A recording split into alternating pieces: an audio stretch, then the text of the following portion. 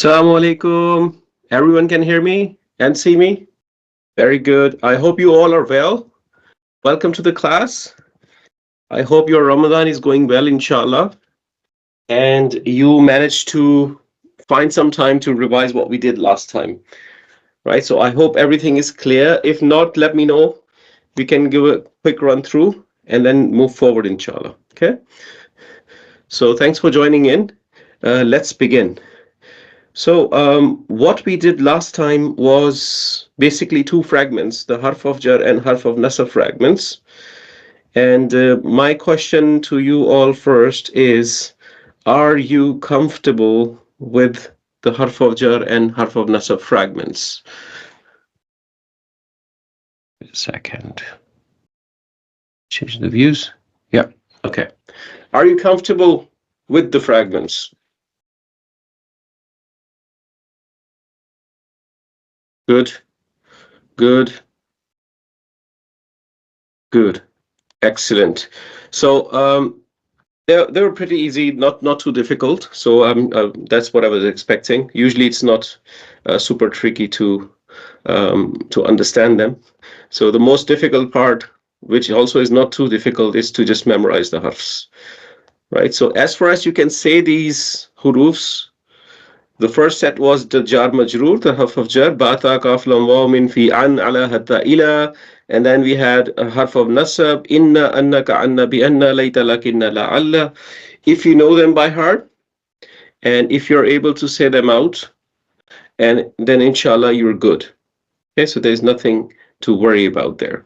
So over time, as they show up in the Quran, you will only get better. Okay, so today we will inshallah do one more fragment, and with that fragment we will conclude the 5 fragments of isms. Okay, so we are getting closer to concluding the study of isms. So inshallah, with that fragment we will conclude that study of ism, and then from there on we will dive into another topic, which is the final topic in this course for the ism. Okay, so of course ism is a very big world, and there's lots and lots to learn about ism, but for this scope of work, that is going to be the last topic. So my hope is that in today's class, let's see how we go with speed, you might be able to just conclude the topic of ism. Okay, and let's see how far we go, inshallah. Okay, so a very quick overview of where we are. So we have done 5 fragments of ism. So 4 fragments of isms. Okay, so the first fragment we did was idafa.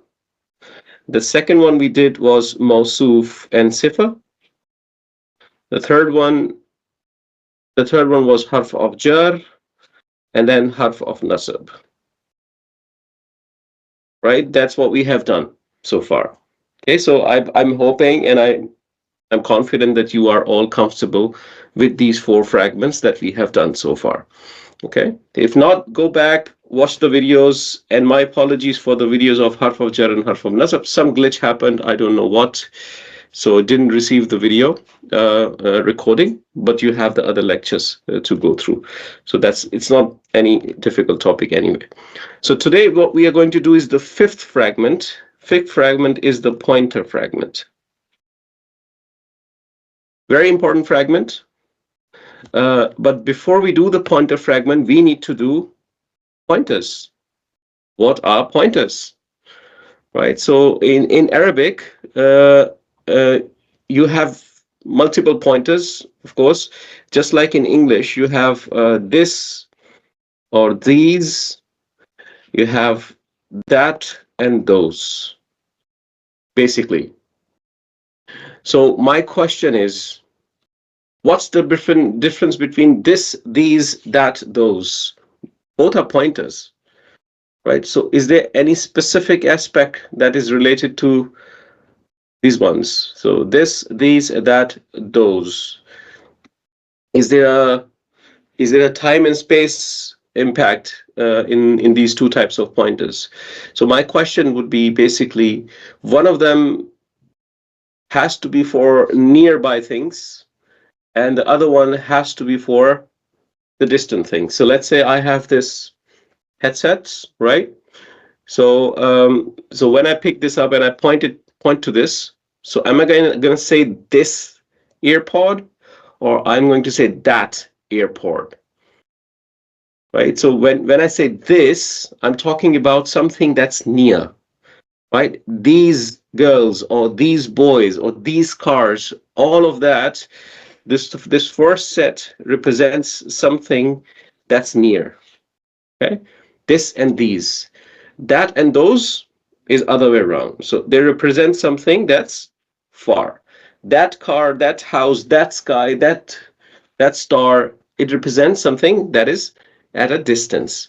So in Arabic as well, this concept applies the same way. Okay, so just like in English, so we have to study two sets of pointers. One set is for the nearby objects or things. The second one will be for the far ones. Okay, so in each set you would have how many? One, two, three, four, five, six. At least six.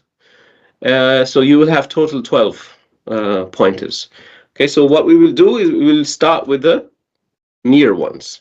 So let's start with the near pointers first. Okay, and this is where you will have to say out things loud as well, because we're going to do another chart, and I'm sure you will do it very well. You're good at charts. I've learned that so far working with you all. Cool. So just like with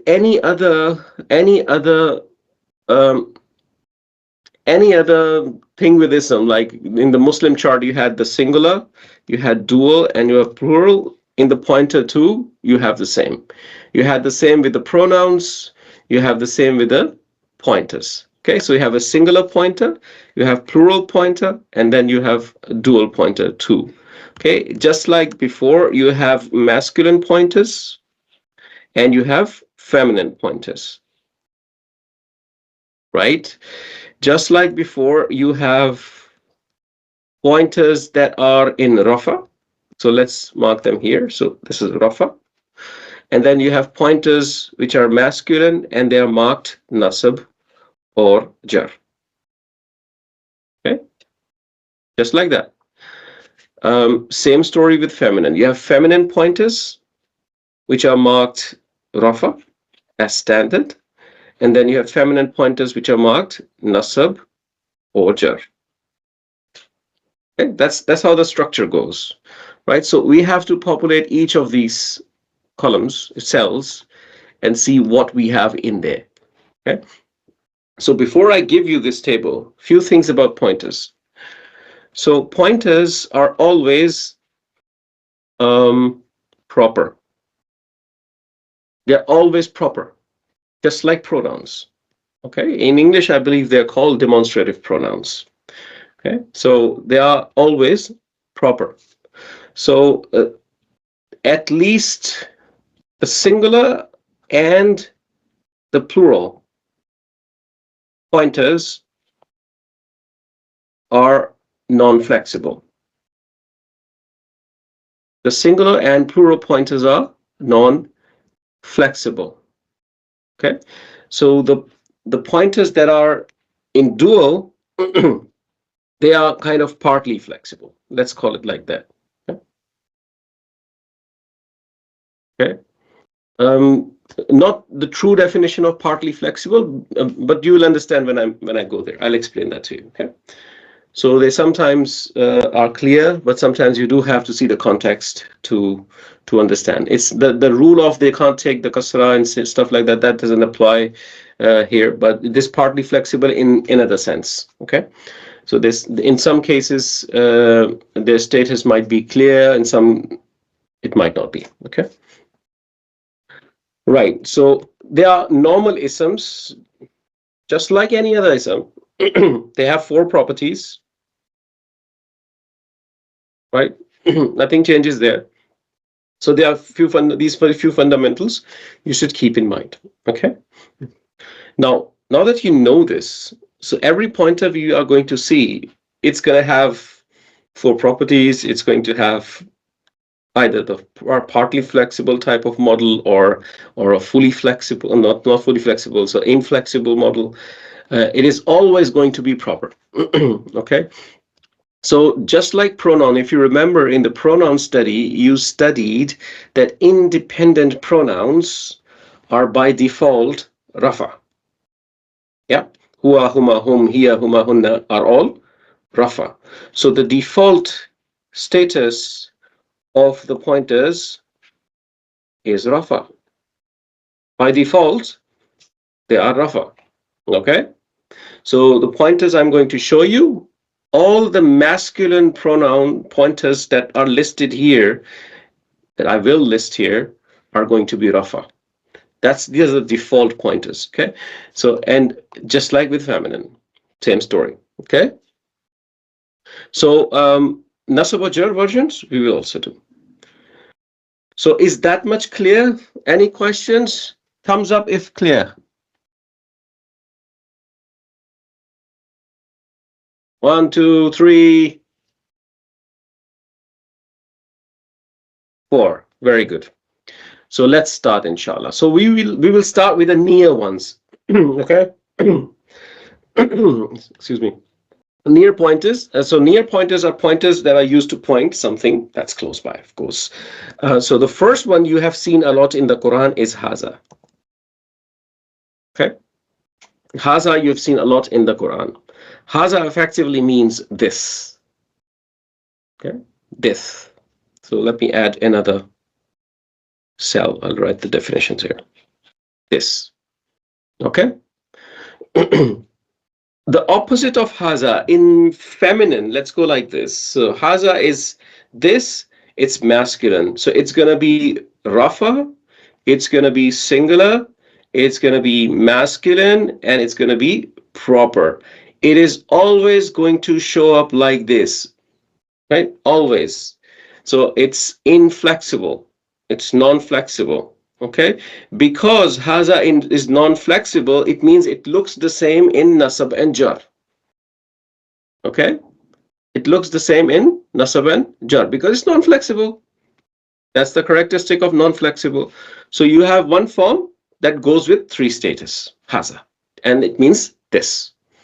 Okay, stop me if there's any confusion. Okay, so if you don't understand anything, unmute yourself, say it out. Sometimes when I'm teaching you, my focus is on the screen, and I can't see your hand raises and thumbs up, thumbs down, right? So if I miss that, please unmute yourself, ask the question. Now, the opposite of the haza, from masculine to feminine gender, so that is hazihi. You may have seen that in the Quran as well. Okay, hazihi, of course, also means this, but this time feminine. Okay, because we said this is also non-flexible, it's going to be same in nasab and jar. Okay, same in nasab and jar. Haza and hazihi both means this, one for masculine, one for feminine. Okay, they look the same in all three status. Now, let's move on to the plural ones. Let's do the non-flexible ones first. Okay, so we get that out of the way. Okay, so the non-flexible one is ha'ula'i. So you may have seen this pronoun a lot in the Quran as well. Ha'ula'i. Okay, ha'ula'i. That's how it's written, yes. And it is also non-flexible. Effectively, this means these, because this is still representing the nearby things. Okay, so ha'ula'i is these. It looks the same in nasab and jar. It looks the same in masculine and feminine. It looks the same in nasab and jar for feminine. So here we go. Easy stuff. One pointer to learn. So ha'ula'i could be for masculine, it could be for feminine, it could be rafa, it could be nasab, it could be jar. How would I know what is what? Well, context is going to tell you. Okay, context is going to tell you. Let me move it to the next page. Okay. These. Okay. Easy so far. You're basically remembering 3 pointers. Haza, hazihi, ha'ula'i. Haza, hazihi, haula'i. Haza, hazihi, haula'i. You have done the rafas, the two rafas, which is haza, hazihi, which are distinct. Otherwise, in case of haula'i, everything looks the same. Okay? Let's come to the middle part now. Okay? Now, what middle part does, it takes the haza, I'm just trying to give you some logic, takes the haza and it maps it to the Muslimani ending of the dual. It says, hey, Muslimani was ani ending and it was dual. Because I'm dual, I'm going to borrow that noon. Okay? So it becomes hazani. Okay? So hazani is masculine rafa and it's dual. So how should we do that in English? So both of these. There is no one word in English for this. From English perspective, two things are also plural. Okay? So you can say these both, or you can say both of these, whatever you want to say. Okay? That's an Arabic thing. Okay? So haza, hazani, haula'i, hazihi, hazani, haula'i. I'm only reading the ones which are rafa. So, and I'm marking the ones which are nasab wa jar in red. Okay? Haza, hazani, haula'i, hazihi, and then we have a blank. Now, what happens is, if you see the Muslim charts, there is a letter that represents feminine. There's a specific letter that represents feminine. Anyone can tell me which letter is used to demonstrate feminine? Ta. Yeah, very good. So what it does is, you had Hazani, right? So you had like this. That's the masculine. So what it does, it replaces the zal with the ta. Okay? It becomes Hatani. Hatani. Hatani is both of these, but feminine. All right? Now, one thing usually students ask, there is no alif after the ha. So why are we reading it? It has ha. It's because the Arab said so. That's how it's read. There's no rational reason behind it. Usually, you will see something like this happening here. Oh, I will have to change the font. So you know the dagger alif on top? Let me change the font for one and show that to you. So if I change this one, and then you have a dagger alif like this, that's what's written on it. In every one of them, it's going to be like this. Okay, but you read it like ha. Okay, so don't confuse yourselves if you have that question in mind. Okay, so haza, hazani, haula'i, hazihi, hatani, haula'i. 6 pointers, all of them in rafa. And in case of the nasab and jar, you know the singulars and you know the plurals. Now let's come to the duals. Okay. Now the nasab and jar ending in the Muslim chart masculine was aini. And it does the same here. It replaced the ani ending with the aini ending. So it becomes hazaini. Hazaini. Okay. And here it does the same. It becomes hataini. Okay. It borrows that dual ending from the Muslim chart. Aini ending. Just replacing the ani ending with the aini ending. So here is your pointer chart for the near ones. And you need to, of course, own this. So it becomes second nature. So you should be like haza, hazani, haula'i, hazihi, hatani, haula'i. And then in the nasab and jar form, it's haza, hazaini, haula'i, hazihi, hataini, haula'i. Okay?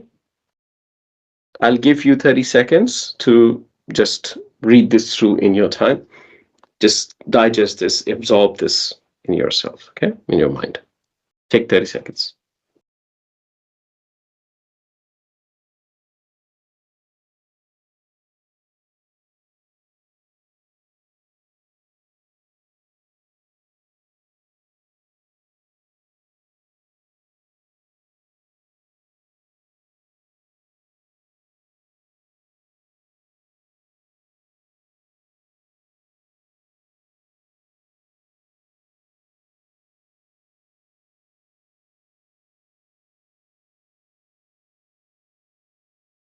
All right. Okay. All good so far? Is it too much to retain or is it okay? Arabic is a lot about charts. Okay, 2 thumbs up, 3, 4. Great. Excellent. So, of course, you know what your task is. If you have not memorized it, you have to memorize it, right? So you need to just firm it up in your mind, inshallah. Okay. Now we'll pick up the same table. Now let's go to the pointers which are far, for the far ones. Okay. So we're going to do the same exercise there. I'm going to remove all of this. Same structure, but for far this time. So far. So the first one, the masculine far one is zalika. You see that a lot in the Quran. Okay, is it the font that I want? Yes, zalika. Zalika. Zalika al-kitabu la rayba fihi. Okay? So zalika, that means that. That. Okay? Zalika is quite widely used in the Quran. You, I'm sure, have encountered this pointer a lot in the Quran. Okay? And again, just like before, the zalika is written like this with a dagger alif on top. So it does not really have an alif after it. So that's how it's written, zalika. Okay? The opposite of zalika in feminine rafa is tilka. Tilka. Tilka is also that, but feminine. You may have seen this one as well in the Quran. Tilka hududullah. Okay?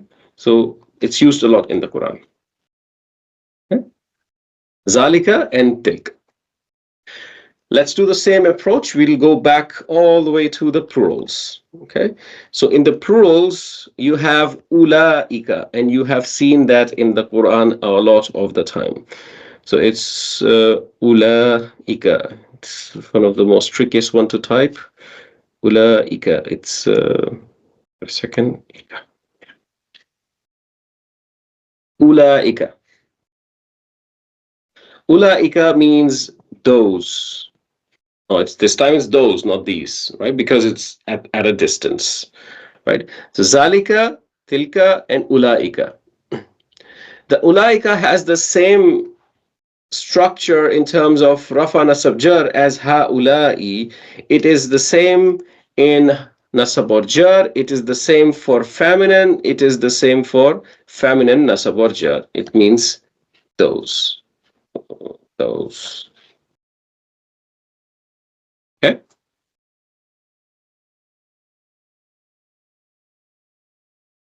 So good news for you. Zalika, as I said, the first, the singular and the pair, and singular and the plural, they are partly, they're non-flexible. They look the same. In Nasab and Jar and Rafa, Tilka is also partly is non-flexible. It looks the same in Nasab and Jar. Okay, so that's your feminine pointers in singular and plural. Zalika, ulaika, tilka ulaika. Zalika ulaika tilka ulaika. Okay, that's effectively it. So you're memorizing 3 pointers in case of the far ones. Okay.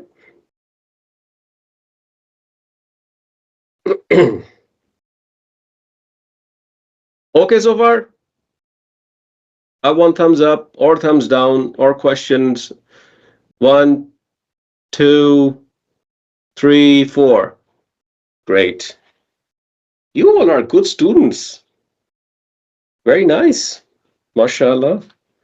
Okay. So let's do the duels. Let's do the duels. Okay, so the dual one, what happens is, so what you had was Zalika, right? Zalika, that's what you had. So what dual does, it replaces this lam with a noon. Okay?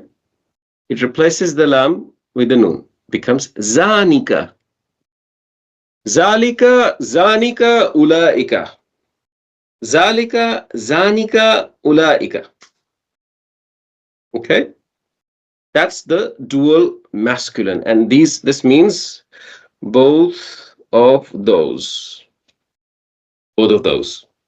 That's the best way I can translate. There's no one English word to represent this. Okay?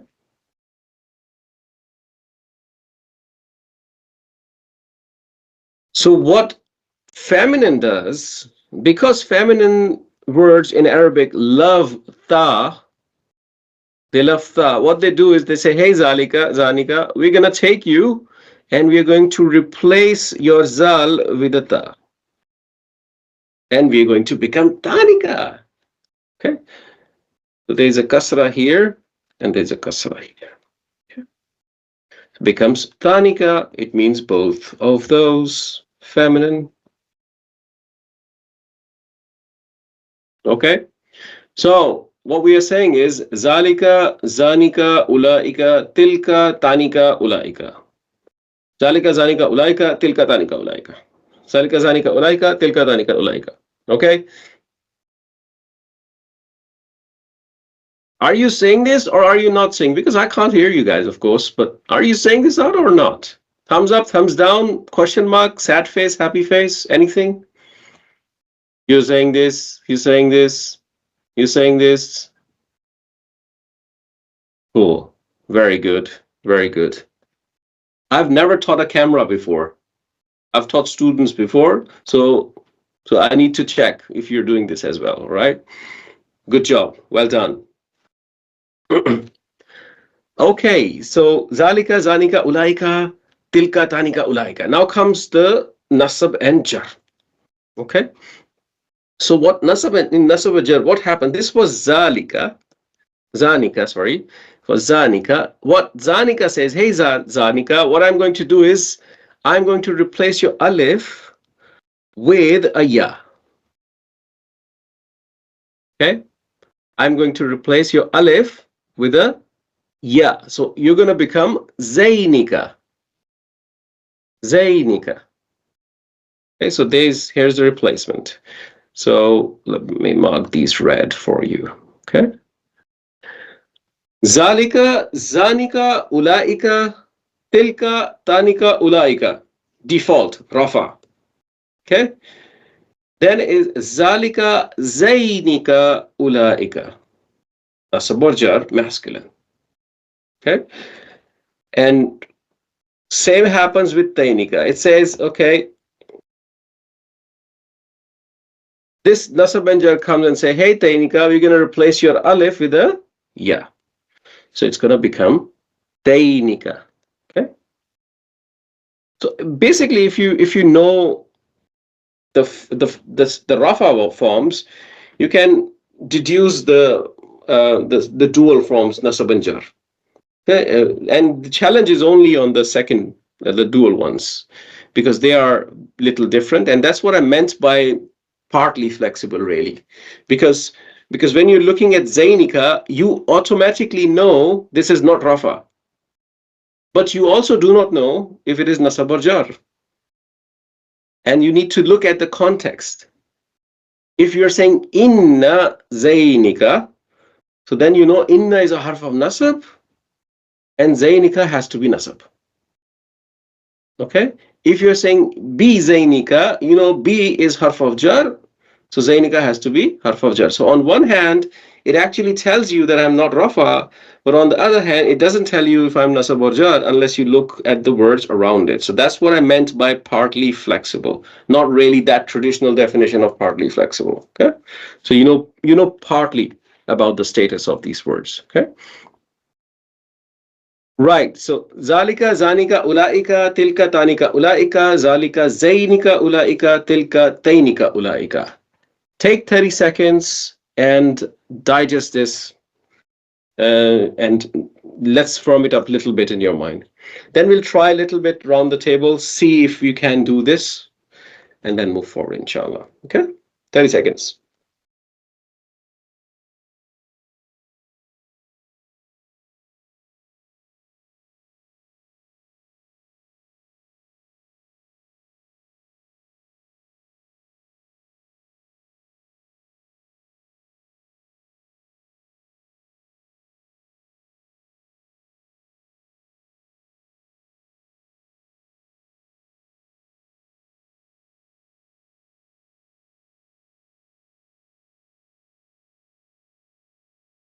All right, very good. So the way we are going to run this is as follows. Okay, um, let's do an relatively easier drill first. So, what do you think is the pointer?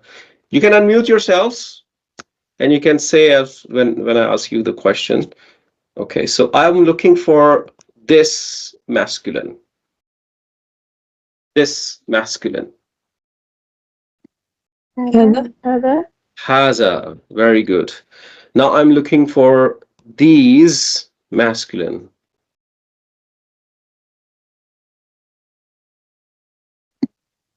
هؤلاء Haulai. Very good. What about these masculine nasab? هؤلاء Haulai. Very good. What about both of these feminine nasab? Mm-hmm.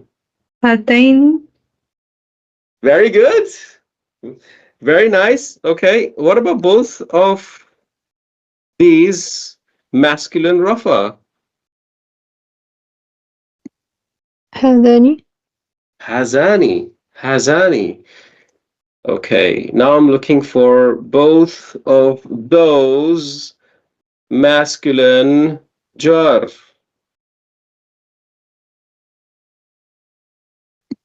هذين Those. Both of أو هؤلاء those. Oh, sorry, Those. wrong one. Far. Far. I'm not gonna keep on giving you the near ones, right? I'm gonna give you the far ones too. Yes, which one? ذلك Zainika. Zainik. Very good. Very, very good. Very good. Okay, what about those feminine rafa?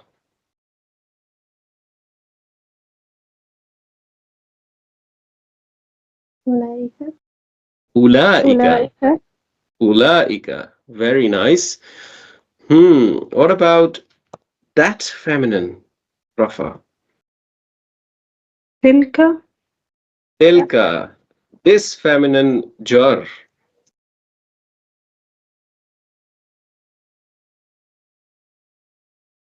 هذه Hazihi. Very good. What about both of those feminine rafa? ذلك Danika. What about both of, oh, I said those and I wrote these. Those. Okay. Both of those feminine jar. ذلك Dainika. Very good. Very good, mashallah. So if you just try to say that in your mind, all of that, you know this. So haza, hazani, haulai, hazihi, hatani, haulai, tilka, oh sorry, zalika, zanika, ulaika, tilka, tanika, ulaika. The independent ones, the rafa ones. And then you have haza, hazaini, haulai, hazihi, hataini, haulai. Then you have zalika, zainika, ulaika, and tilka, tainika, ulaika. Any volunteers who wants to do the haza chart? Rafa and Nasabanjar both. If you're ready. If you're not, okay, no problems. I don't mind giving it a go. All right, go ahead. هذا هذان هؤلاء هذا هذين هؤلاء هذه هذان هاتان هؤلاء هذه هاتين هؤلاء. MashaAllah, very good. Very, very good. Let's do the Zalika chart. Anyone wants to do Zalika chart? Oh,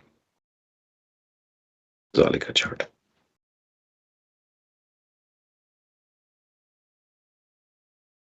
No? No one? No two? I can do it. All right, Aisha, go I ahead. don't mind, but my washing machine's a bit loud, so apologies if you can hear that in the back. No worries. No worries at all. ذلك ذلك أولئك ذلك ذينك أولئك تلك تانك أولئك تلك دينك أولئك.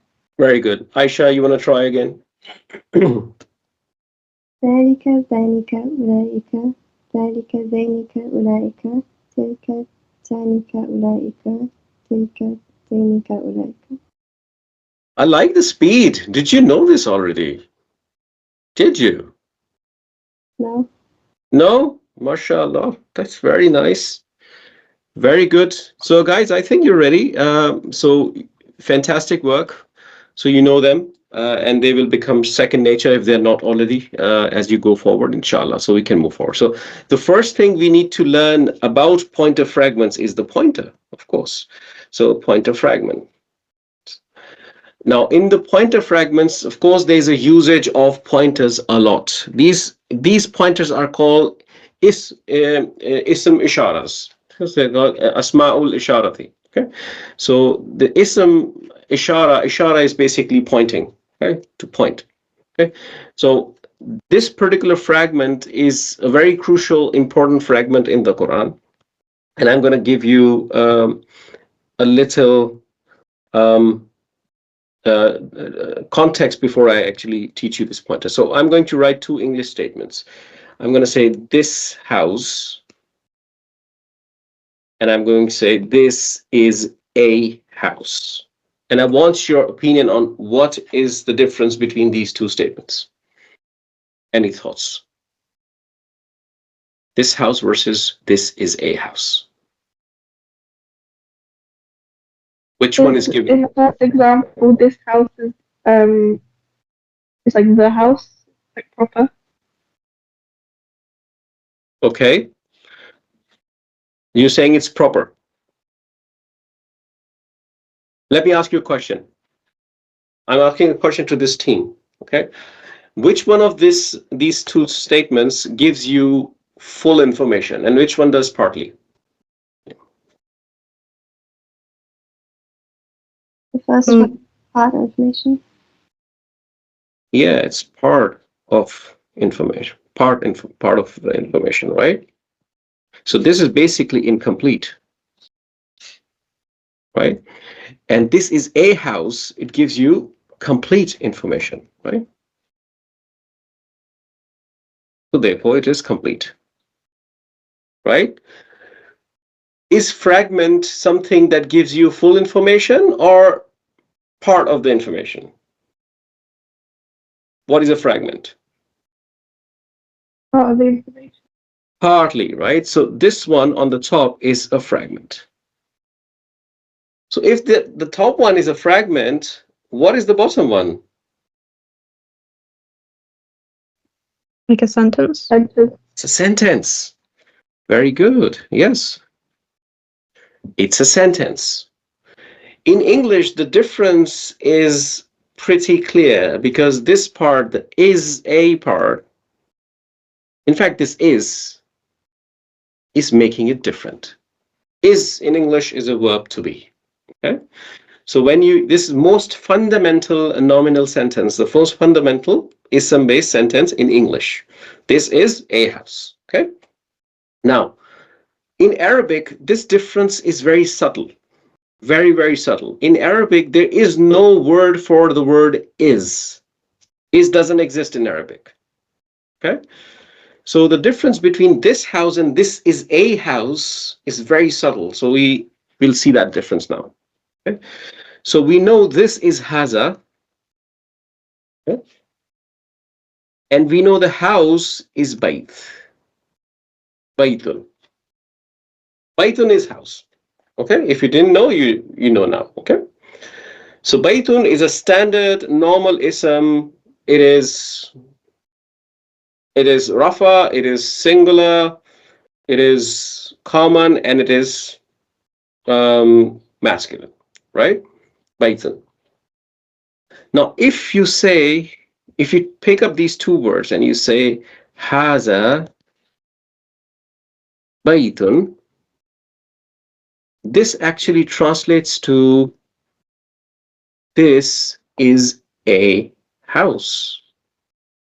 Okay? And we'll see how this is comes in the picture when we go to the next topic, inshallah. Okay? This translates to this is a house. This is a full sentence in Arabic. Okay? So how to make this house? So what the only change that happens is you have the haza and you have the baytun, just like that.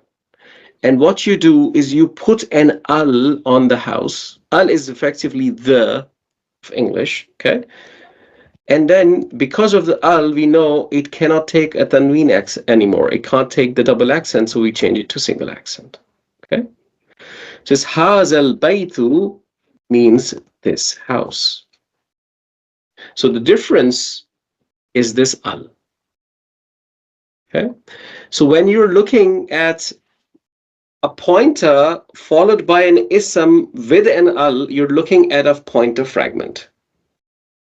And when you're looking at a pointer followed by an ism without an al, then you're looking at a sentence. Okay? Allah says in the Quran,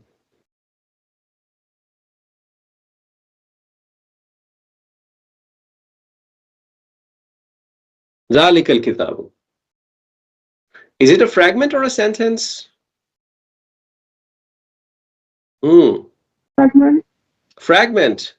So if it's a fragment, we should be able to translate this. What should be the translation of this fragment? This book. This book, Aisha? Zalika? Oh no, that book. That book. Very good. That book. Okay? So that's the subtle difference. So you need to keep an eye on an ism that's coming right after the pointer, and it is not tolerating long distance relationship. So in the pointer fragment, if it has to be a pointer fragment, it will come right, and the ism will come right after the pointer. Okay, and it will have an al. There's another point you need to know. The four properties of these both words would match. The haza and the al-baytu. Both should match in four properties. So al-baytu is rafa, singular, masculine, proper. And haza is rafa, singular, masculine, proper.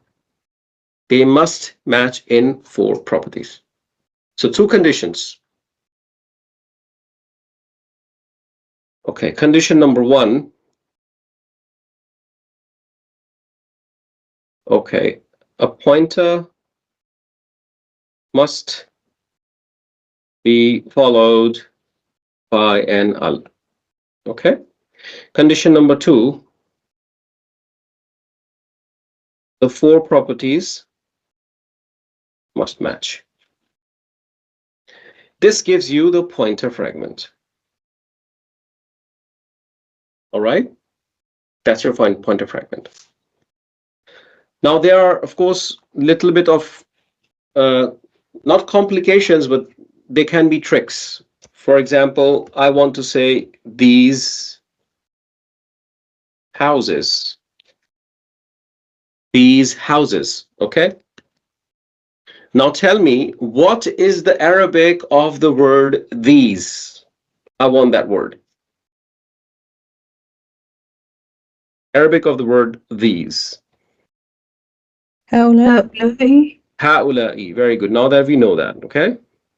Ha'ula'i. So ha'ula'i is these.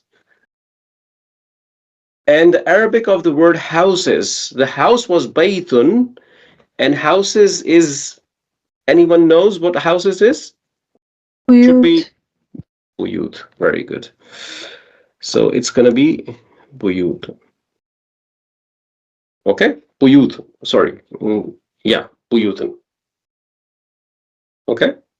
That's houses. Okay?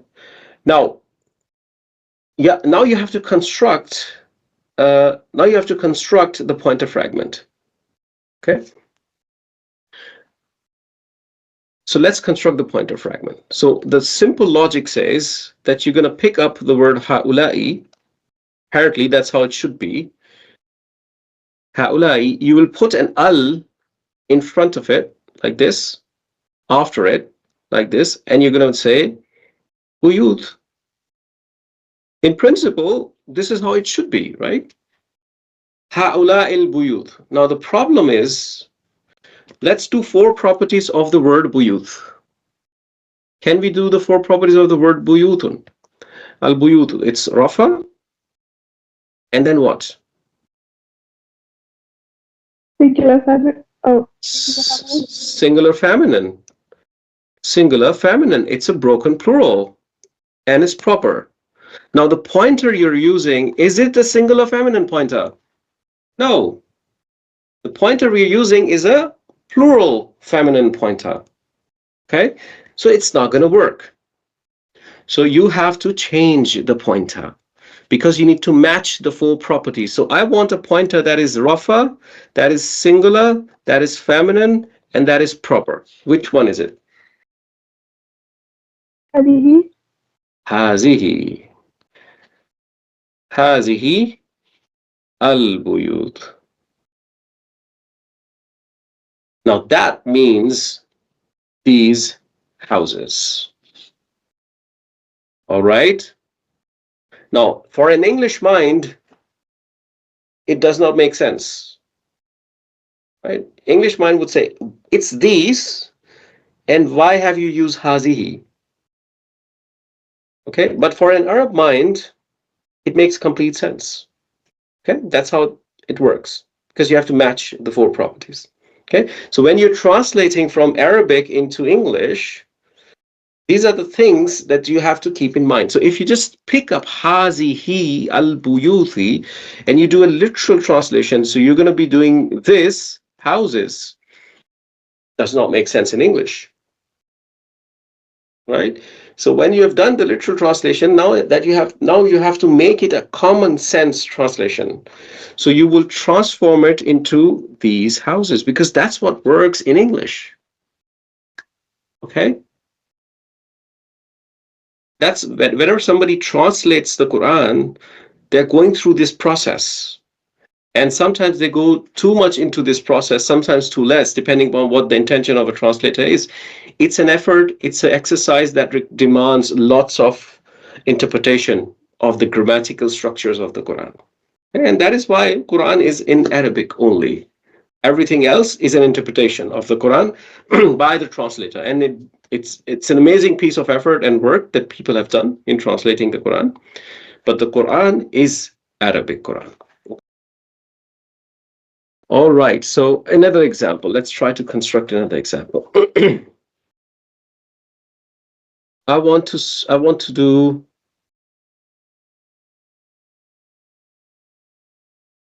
this nation. I want to do this nation. I know you know Haza, which is this. Who remembers the word for nation? قوم. Kaum. Very good. Very good, very good, very good. Qawmun. Now let's try to construct this, okay? So if I do haza al-qawm, is it correct or is there a problem with this? Question to the team. Is it correct or a problem? Think, think, think. You have two criteria. One, a pointer must be followed by an ism with an al. Okay? And that's fine. And then four properties must match. Let's do the four properties. Okay? So I want four properties of the word qawm. So it's rafa. What else? It's masculine. It's masculine. Singular. Okay. Do you remember we said there are three special words? You remember that? Did we do those three special words or not? Did I tell you about qawmun, nasun, nasun, and qarnun? Did I tell you about these words or not? I'm not sure because I've missed a couple classes. I did? Was it the plural by meaning? Yes. Thank you. Plural by meaning. Collective nouns, right? Yes, exactly. So they are plural by meaning. So they are rafa and they are masculine for sure. But what's the number?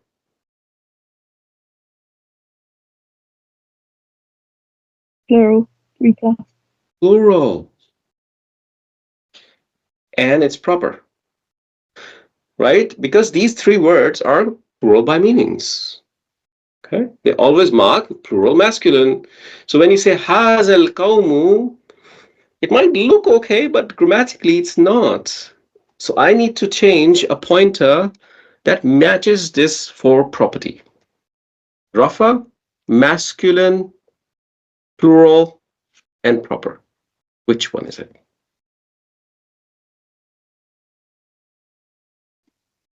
هؤلاء القوم.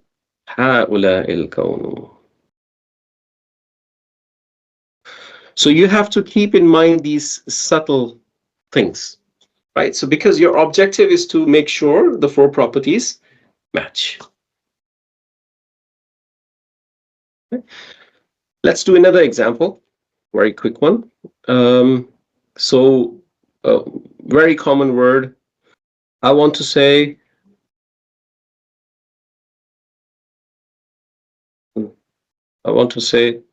these messengers. Okay, these messengers, right?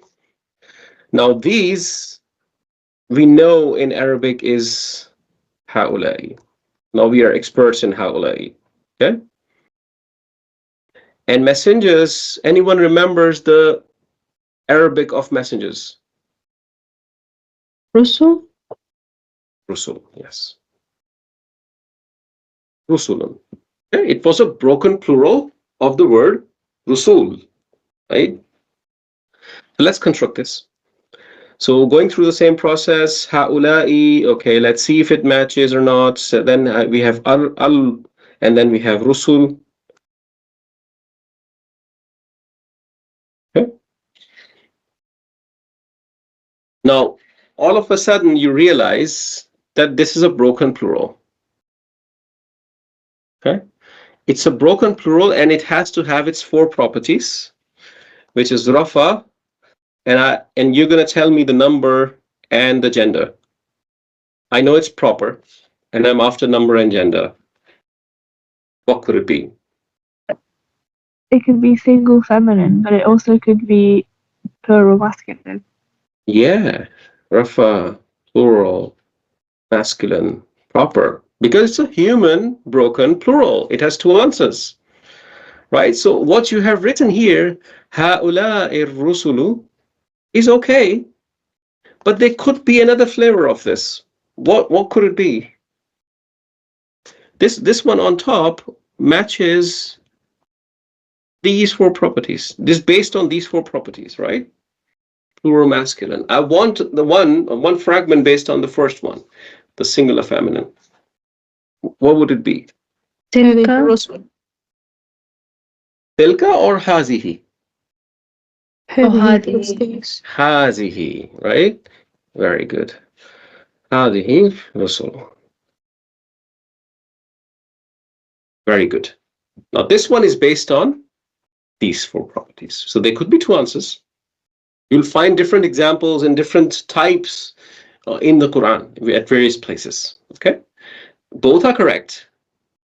But now that you know these deeper depths, details in the depth about the grammatical and the language structure, you are now able to comprehend. And when you go, inshallah, in the future, study the balagha studies, the rhetoric studies of the Quran, and you will be surprised how Allah uses a broken plural versus a normal plural. There are words which are broken plurals, but those same words would have normal plurals too. Okay? And the usage of the broken plural versus the normal plurals is phenomenal. There's always a wisdom behind it. It's a book of Allah, it's a word of Allah, and there's a hikmah, and there's a wisdom behind everything. Okay, so and when you learn those things, it's mind-boggling, and you say, yeah, this has to be the book of Allah. Okay? Inshallah, at some point in time, when you go and do that study, you will realize that, and wherever I can find some examples, I'll bring in and tell you. Okay, so the objective of this part was to give you this insight. When you are working with pointer fragments, you have to keep an eye on these things. Of course, you will most likely be applying these concepts to the Quran instead of producing Arabic yourself. Okay, so you're probably not going to be writing Arabic and things like that. So when you're writing Arabic, you have to keep in mind quite a lot. But when you are decoding the Quran, the fragment is already given to you. Okay, it's already given to you, and you should be able to then understand, okay, how it is operating, because you know the four properties, you know the pointers and things like that. Okay, any questions? Thumbs up, thumbs down, okay, sad face, funny face, star, not star, bad, too bad, worse, horrible, nightmare, anything? Yeah, cool, very good. Let's go to your book, the notes. So these notes, you have these charts. You know, Arabic is about charts, so you have to do these charts. So these are all here on page number 30. Okay, it's all here. And if you go to the next page, using pointers. Okay, to make a fragment, pointer must be followed by al. The four properties of the pointer. Pointer is called ism ishara. Okay, and pointed at, which is called musharun ilay. Don't want to barge you with lots of terminology, right? So this is basically, fragment is called ism ishara wa musharun ilay. Okay, that's what it is called. So the four properties of the pointer and the pointed at, the ism that you're pointing to, must match. Okay, so pointer should not have an al after it if it has to be a sentence. Okay, that's what it is. Looking at these examples, this is from the Quran.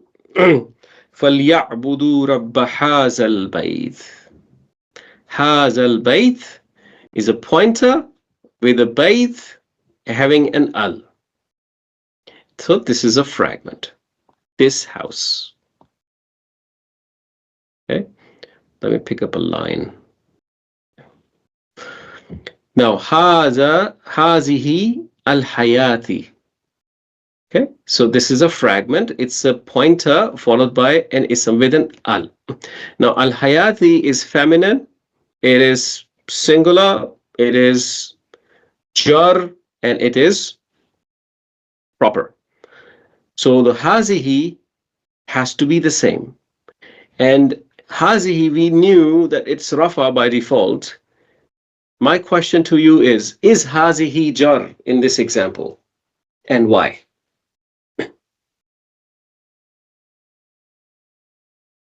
Are the four properties matching? Yeah, is it because the next word is also jar?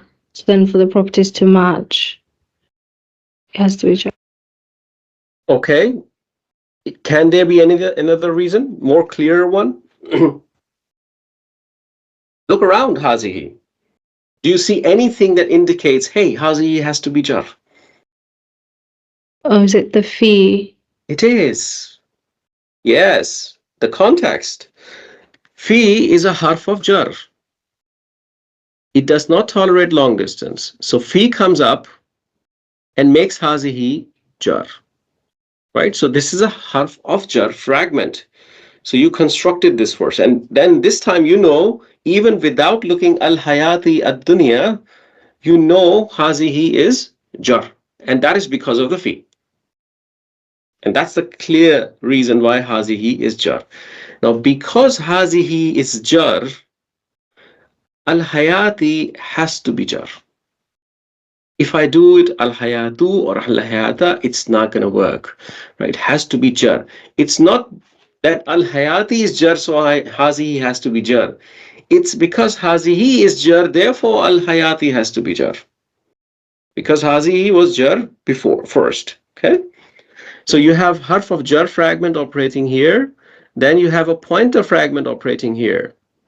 Is there any fragment operating here? Al-hayati ad-dunya. Idafa? Okay, so if it is idafa, it has to have mudaf and mudaf ilay, right? Yeah. And mudaf is light, no al. So is hayati light, no al? No, it is. No, It's it's heavy. not. It's not, right? So something else is happening here. Any other thoughts? Think. It's like a Mudaf puzzle. and mudaf ilayh. Mudaf and mudaf ilay is the idafa thing, no? So the mudaf cannot have an al, right? Can't Yeah. have an al. Yeah, so think. Solve the puzzle. Is it Mawsuf Sifa? It's what, sorry? Mawsuf Sifa? It is Mawsuf Sifa. Very good. Yes, it is Mawsuf Sifa. So Al-Hayati is singular. Sorry, it's jar, singular, feminine, proper. Ad-Dunya is jar. I'll tell you how. Because it's non-flexible ism. It ends with alif. It's non-flexible. It's not going to tell you the status. So let's leave the status aside. It's singular. Okay, it's feminine. It's feminine because it's a fake feminine. It ends in alif or alif maksura, right? It's a fake feminine, and it's proper. Now, three properties match, and if it could be, it is concept that we did previously. So now the entire concept is screaming out loud that this has to be jar because al-hayati is jar. If it is rafa, there is no, it's not going to fit in this entire structure. It cannot be nasab because nothing dictates it to be nasab. There's no reason for it to be nasab. For jar, it has a total reason to be jar because the word before it is telling you that this is a potential mawsuf sifa relationship. Okay? So that's how you decode from the context what it is. So there are three fragments operating here. Okay. So there's interesting point here as well on top. It's Rabba Haza and Al Baythi. Now, my question to you, it's an interesting point. Think closely a little bit. So let's see if you can find this out. Because I want you all to decode this. My question is, why is Al Baythi jar? Why is Al Baythi jar? Take your time. And when you are decoding things like this, you're not going to be able to decode it just by looking at al-Baythi. So look at the context and decode things. Okay? Is it mudafun ilayhi? If al-bayti is mudaf ilay, then you're saying haza is mudaf. No, I thought, well, okay, maybe not. Because Yeah, I was thinking, because you can't have you can't have pointers as mudaf. Pointers do not show up as mudaf. Okay. Let's go back a little bit. So no, hear this out. Now, if this is jar, what does it tell you about the status of haza? What is the status of haza? If al-bayti is jar, what should be or must be the status of haza? jar as well. Jar as well, because they have to match in 4 properties. Now, when something is in jar, there are 2 reasons for any ism to be in jar. Just 2. One, it has to be after the harf of jar. Do we see any harf of jar? No. Okay? No harf of jar here. The second reason, who remembers the second reason?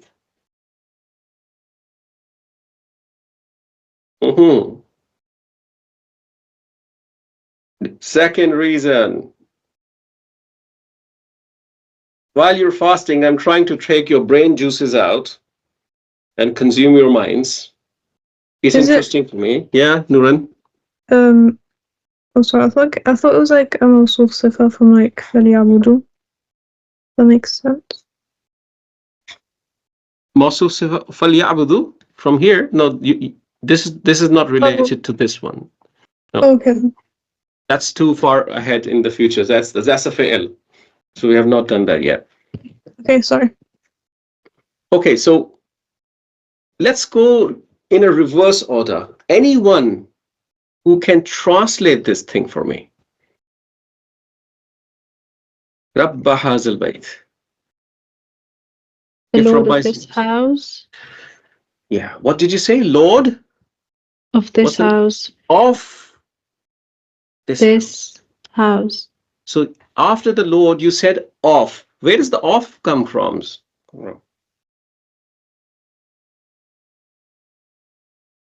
Why of?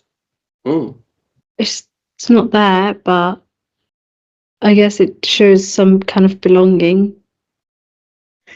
You're saying that because of your experience, not because of the language structure, right?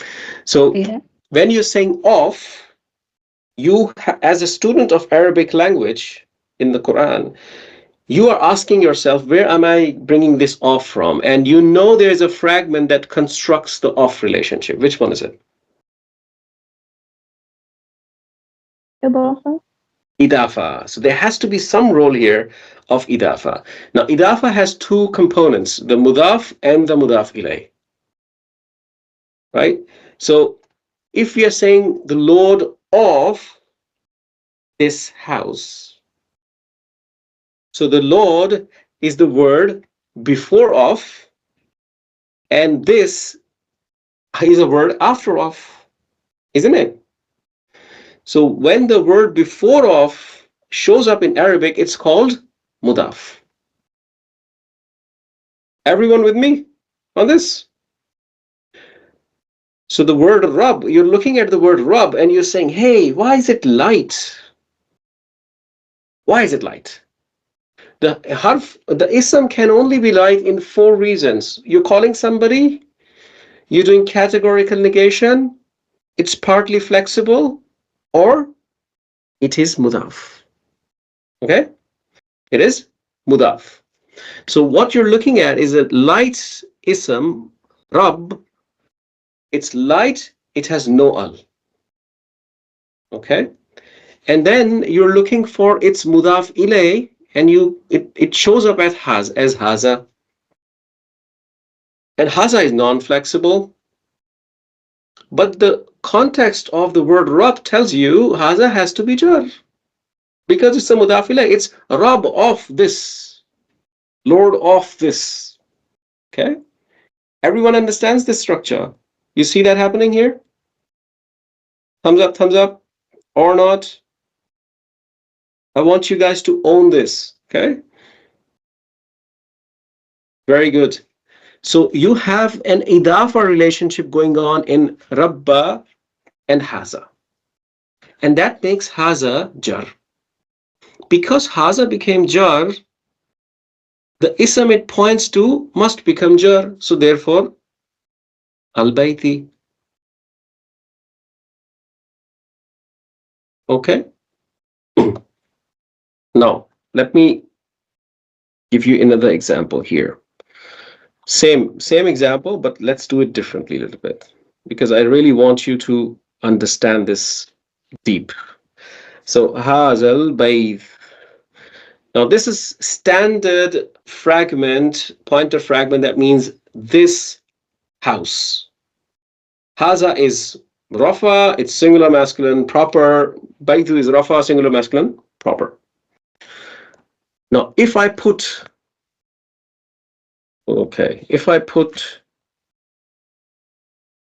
fi before it, wait a second. If I put fi before it, what should change? What should change? Well, technically here this was change, but it's non-flexible, so it won't. Okay, so haza is not going to change. Okay. Anything else that should change? Yeah, it's going to be bayti. Very good. Yes. Because now we know haza is jar, but the fragment after it, the pointer fragment, needs to conform, right? So it's going to become hazal bayti. If I put inna, what's going to change? Now haza is nasab. So al-bayti will become al-bayta. See that? Everyone with me? With me one, with me two, with me three, with me four. Good. So the context is going to change the way words show up. Okay. And that's what you need to keep an eye on. Okay.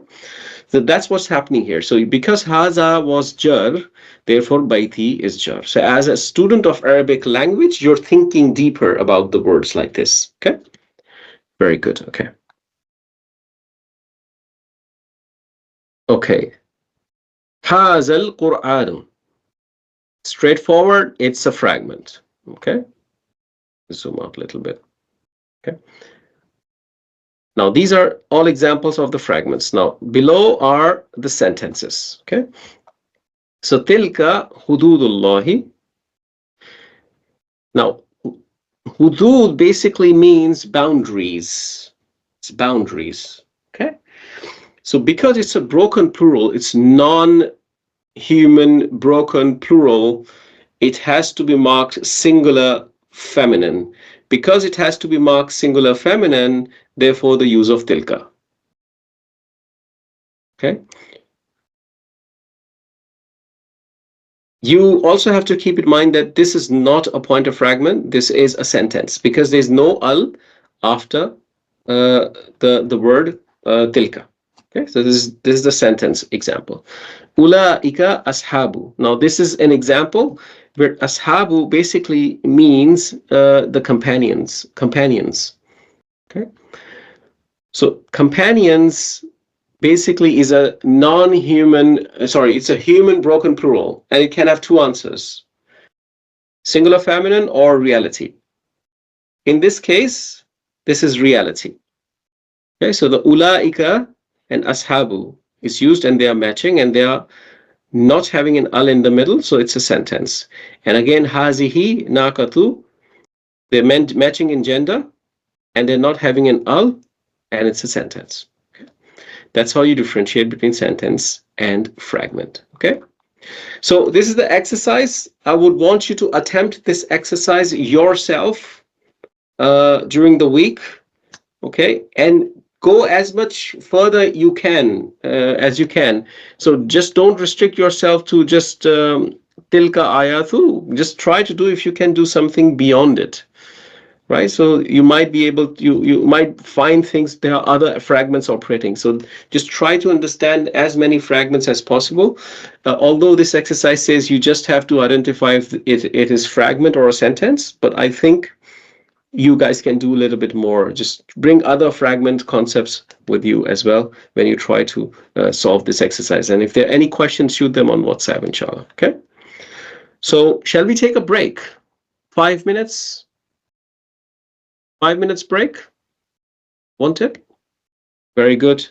Okay, let's take a 5 minutes break, and inshallah we will continue after that. I'll see you in at 21 past, inshallah.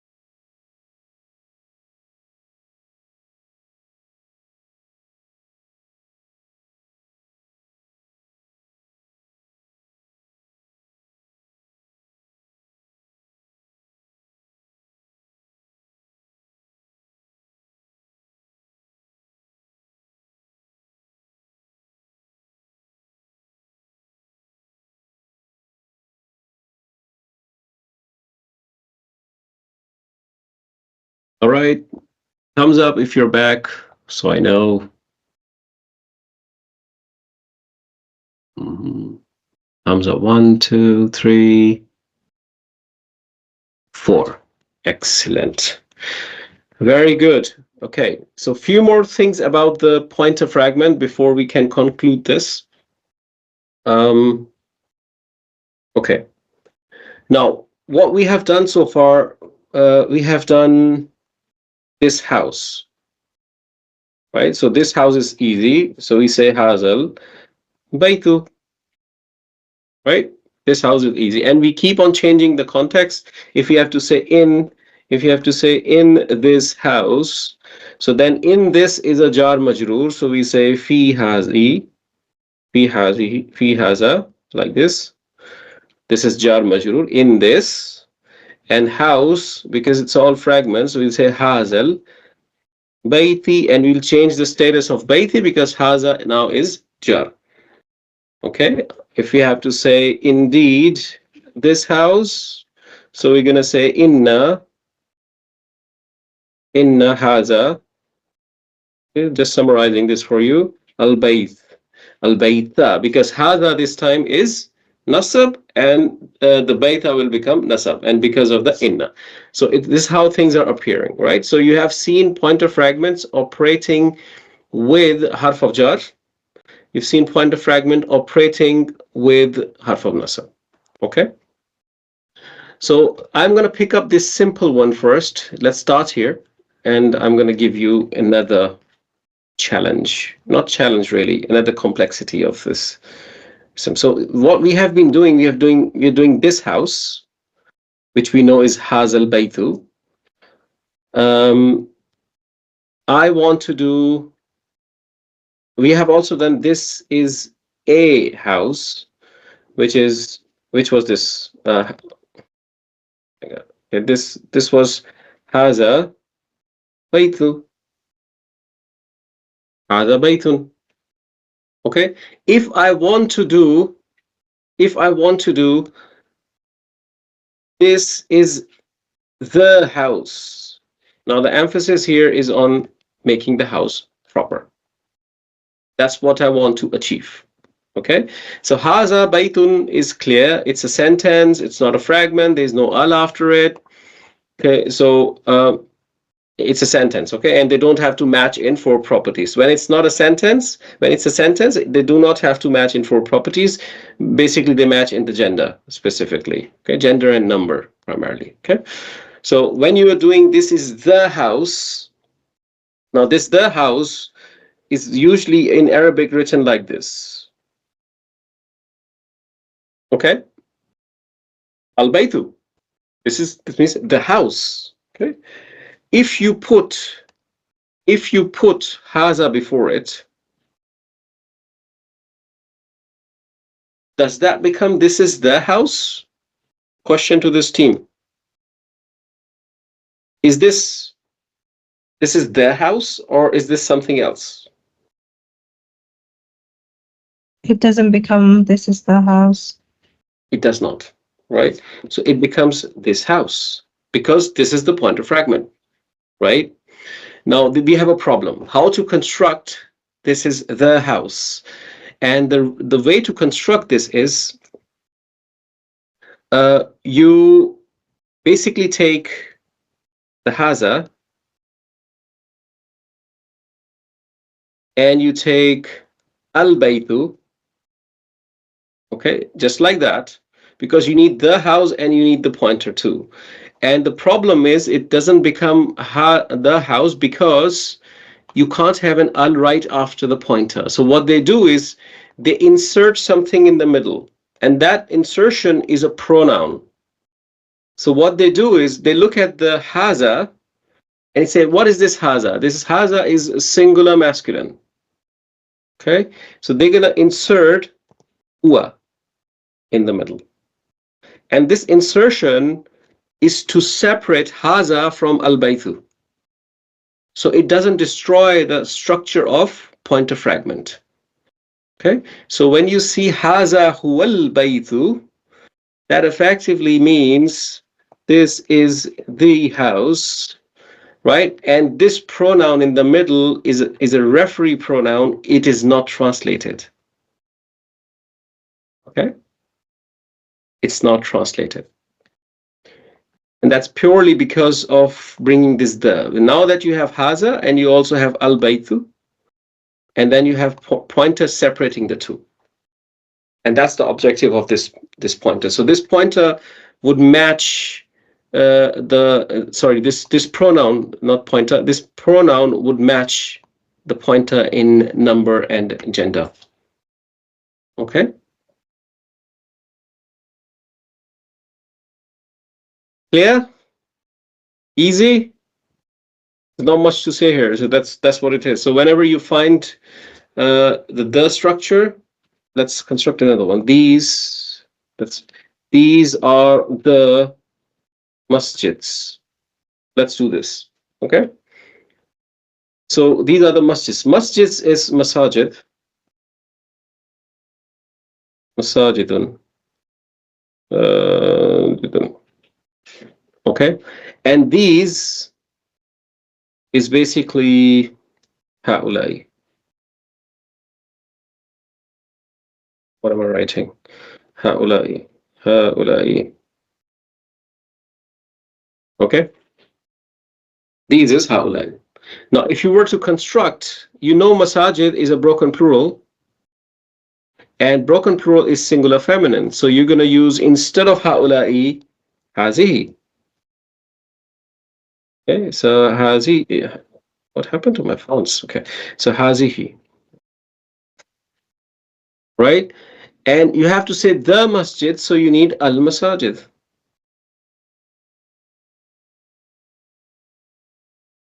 So if you say hazihil masajidu, it becomes these mosques, these masjids, because it's a pointer fragment.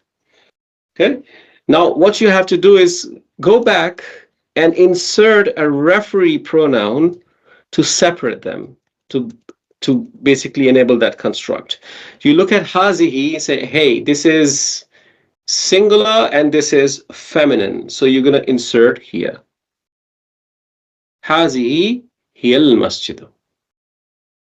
Okay? So that would mean these are the masjids or mosques. Okay? That's some little abnormality in this structure when you're building the sentences. Okay?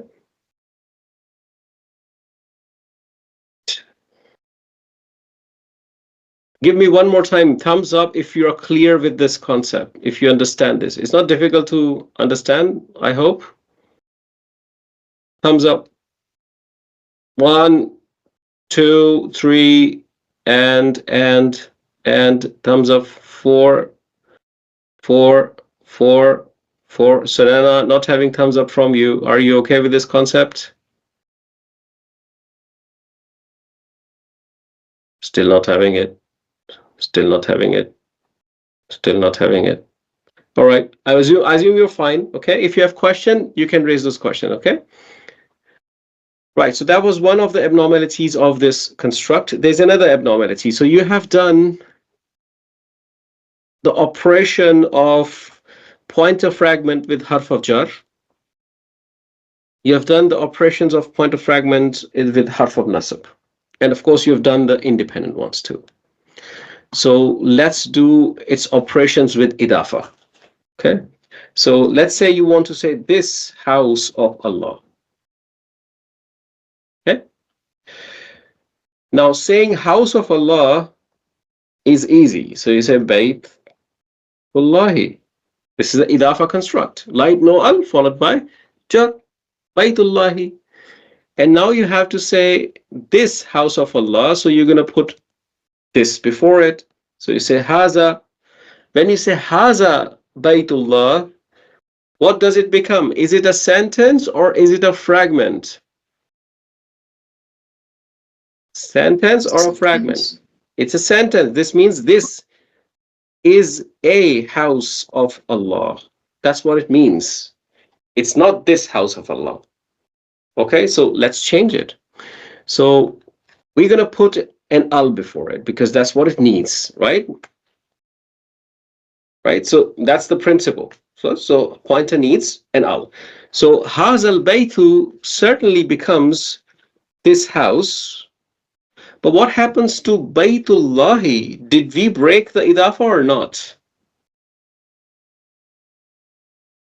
Is idafa still there? We broke the idafa. Why did we break the idafa? Is it because the mudaf is supposed to be light, and with al you can't have light? Yes, because mudaf is supposed to be light with no al, and we just added the al. So it can't be mudaf anymore. So if you create a pointer fragment with hazal baytu, you break the idafa. If you don't break the idafa, you end up in a sentence. You see the problem? Is the problem clear, everybody? No problem. You can catch up on recordings. Very good. So this is the problem we need to solve. Okay. So the easiest way to solve this problem is what they do is instead of trying to find out where to put an al and we're not, they just pick up this pointer and they put it in the end. That's it. So when a pointer is pointing to an idafa, it is put in the end instead of in the beginning. Right? So when you have Baytullahi Haza, that means this house of Allah. Okay? In this case, you have compromised on few things. What compromise you have done? You have broken the rule of pointer requiring an al right after it. You've broken that rule. Okay? But you had no choice. There was no other way out. So the pointer compromised on that and say, hey, okay, I'll get my rules on the side. That's for standard case. The four properties should match. I must have an al after it. But that was the case when I'm pointing to one single word. But this is a special case. I'm not pointing to one single word anymore. I'm pointing to a fragment, the idafa fragment. Right? So in that case, my rules can be different. So the pointer is moved right at the end. Baytullahi Haza. So whenever you're pointing to an idafa, the pointer is at the end, after the idafa. Okay? Is that much clear? Yeah? Thumbs up, not? 1, 2, 3. All right. Okay. Very, very good. Very, very good. Now, in the last 25 minutes that we have, that was the pointer fragment. So you have done now idafa, harf of nasab, harf of jar. You have done mawsuf, sifa, and you have done pointer fragments. Okay? These are 5 major fragments in the study of ism. Okay? And you have done all of that, mashallah. Okay? So now the topic we are going to start now, it is a very, very big topic. And in this course, we'll just touch the foundation of that topic. Just beginning of that topic. Okay? And this is the last topic in this course in the study of ism structures. Okay? And of course, ism is a very big topic, as I said before. And there's lots and lots to learn in ism studies. So let's start with this, inshallah, bismillah. So we are going to start the ism-based sentences. Ism-based sentences.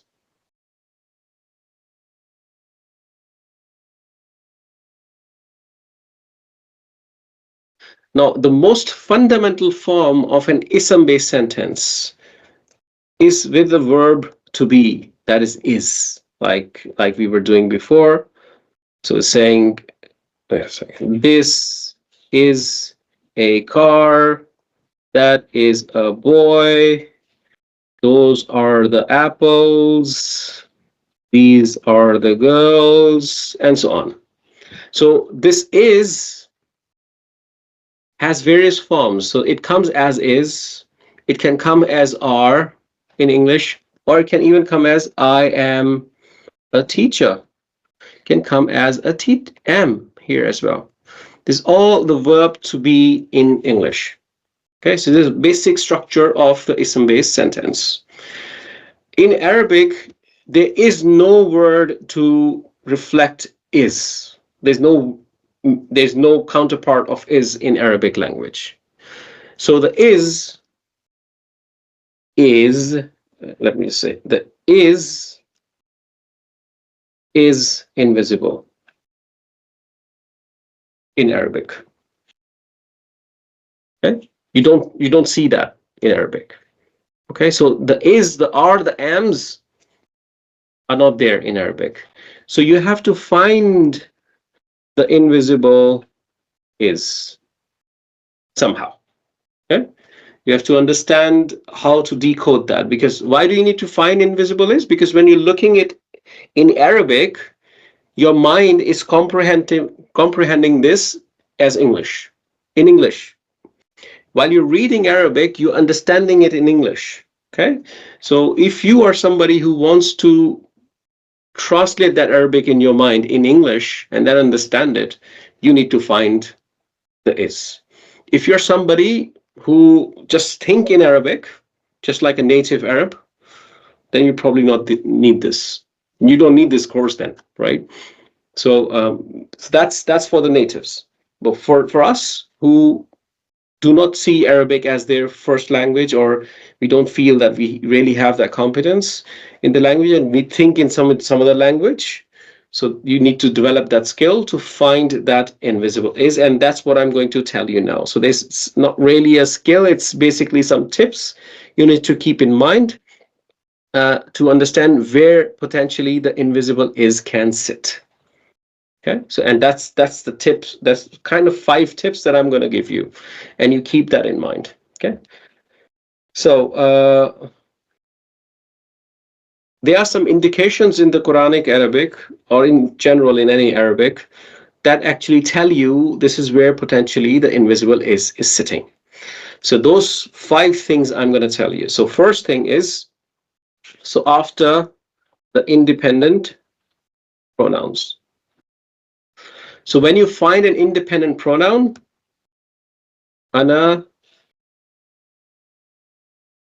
muslimun, ana muslimun. When you find an independent pronoun, then you have a potential, then you have definitely an invisible is sitting here. So there is an is here. Let not destroy. There's a is in the middle of ana and muslimun. And the Arabic language will not show that to you. It's invisible. So whenever you find a pronoun which is independent pronoun, there's an invisible is. So it's a good idea to remember the independent pronouns with the word is. For example, instead of saying huwa means he, you say huwa means he is. Huma means both of them. Instead of saying that, you say huma means both of them are. Hum means they are. So you attach that invisible is, the verb to be, with the meaning of the pronoun. It's a good idea to remember them like this. So when you see the independent pronoun, there is an invisible is after it. And this particular sentence, ana muslimun, is means this, I am a Muslim. Okay, where does this am come from?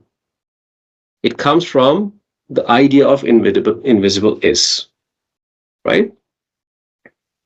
So the first tip, independent pronouns, there's an invisible is after it. The second tip, after the pointers, if followed by other than al. We just did this, right? So we said haza bayt, haza baytu. So it's a haza, Arabic keyboard, haza baytun. Haza baytun means this is a house. And this pointer is not followed by an al, it's followed by something else. So this is shows up. So when a pointer is followed by something else, it shows up as invisible is. Okay? So remember that. So after the independent pronouns, after the pointers that do not follow the pointer fragment rules, they don't have an al right after them. Okay? After the harf of nasabs. Let's move over to the next page. So after the harf of nasabs, so example would be inna Allah, inna Allah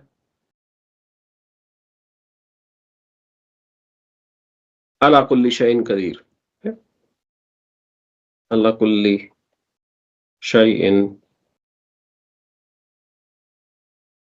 qadir.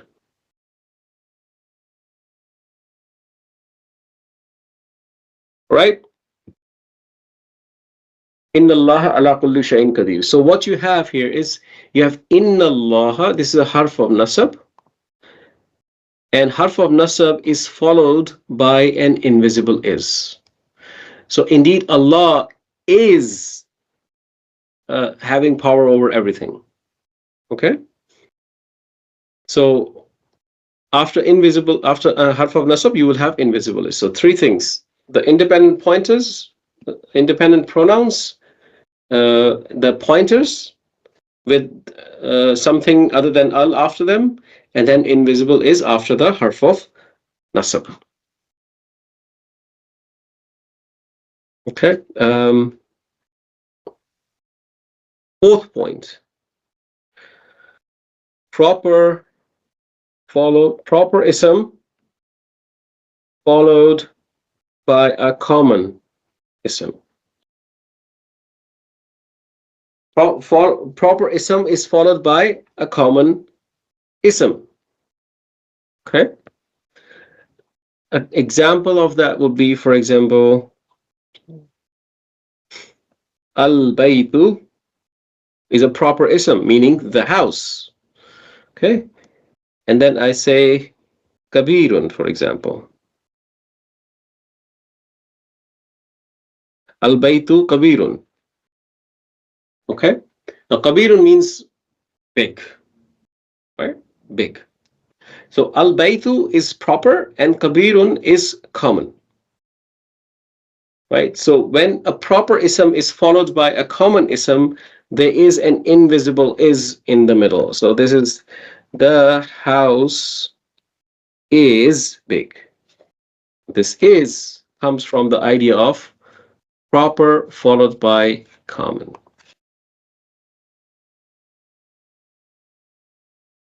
I know I'm bursting lots of information on you, but you'll get it.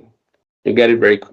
It's not difficult. It's things that you already know. So independent pronouns, the pointers that do not have an al after them, the harf of nasabs, and these are new, the proper followed by common. And this last one is also a little bit of not really challenge, really, because students find it. This last one, students tend to find everywhere in the Quran. Okay, so I'll tell you what I mean. So the last one is break in the chain. Break in the chain. Okay, so break in the chain means when you do not have relationship between the words. So there's a chain going on. So for example, this is a good example.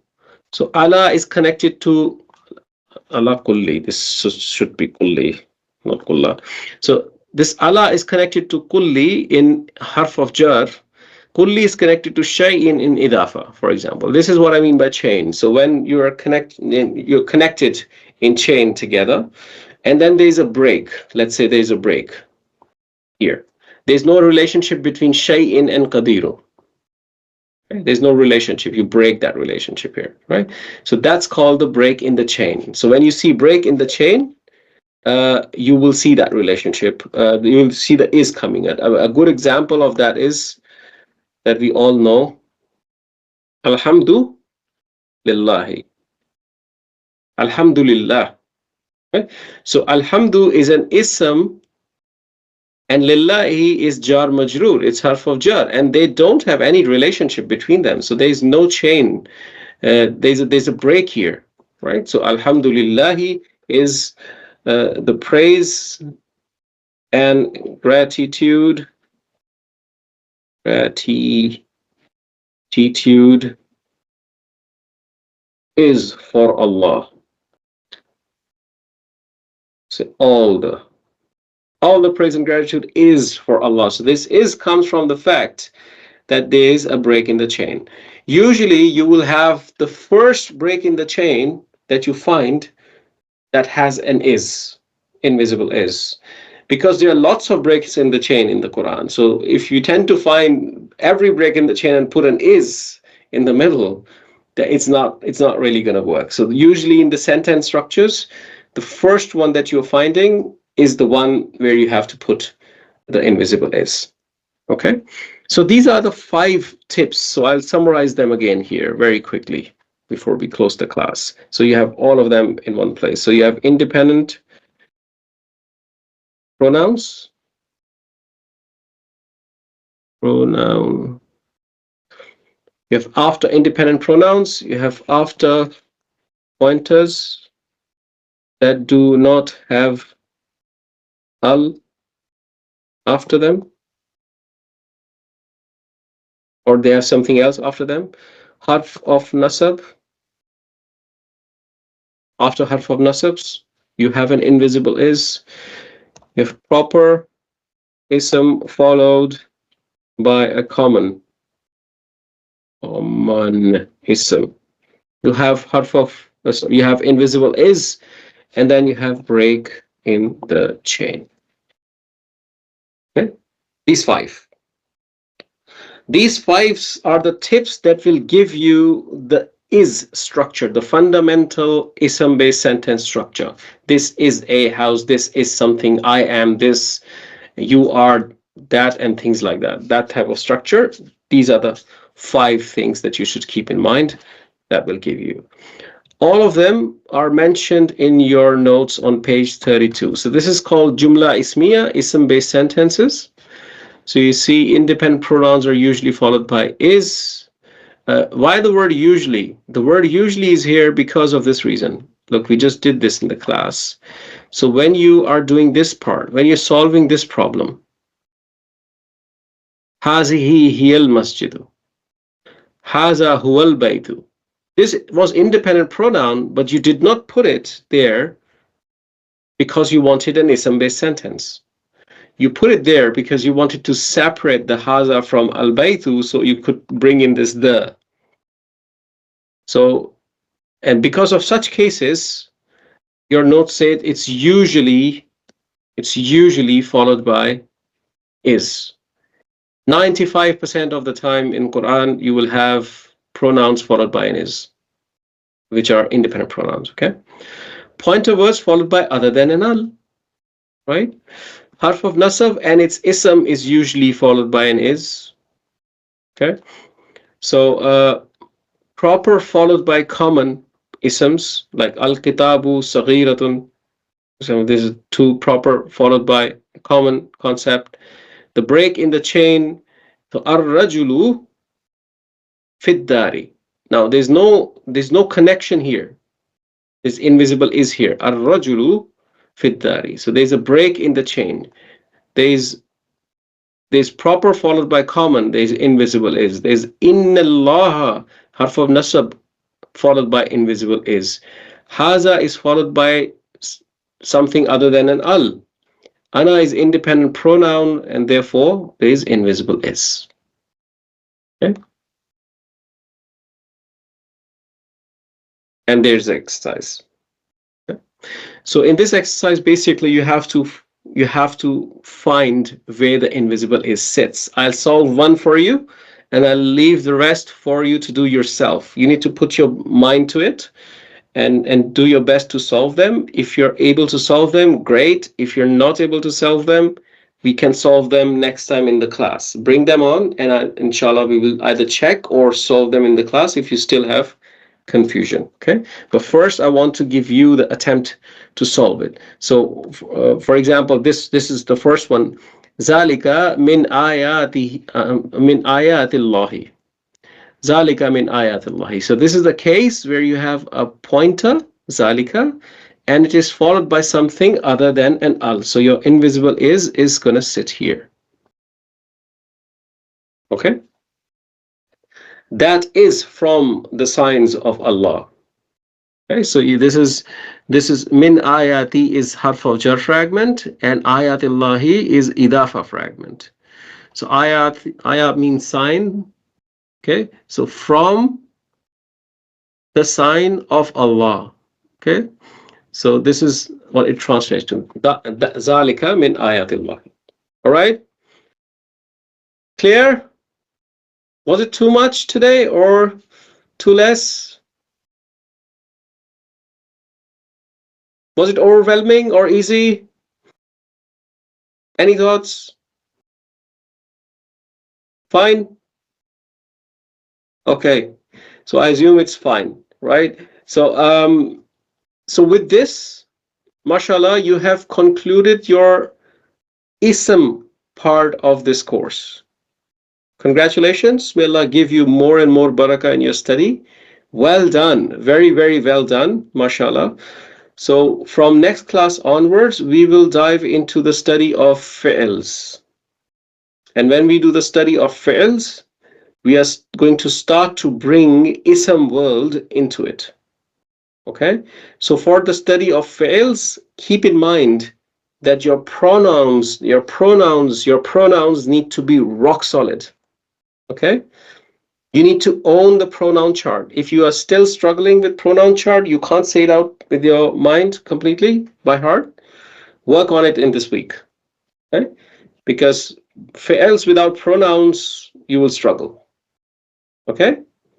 So inshallah, if there's no other question, then thank you for joining in. I will see you in the next class. If there are questions in the meanwhile, shoot them on WhatsApp. Otherwise, have a wonderful weekend. Inshallah, I'll see you in the next class. Assalamu alaikum wa rahmatullahi wa barakatuh. Thank you.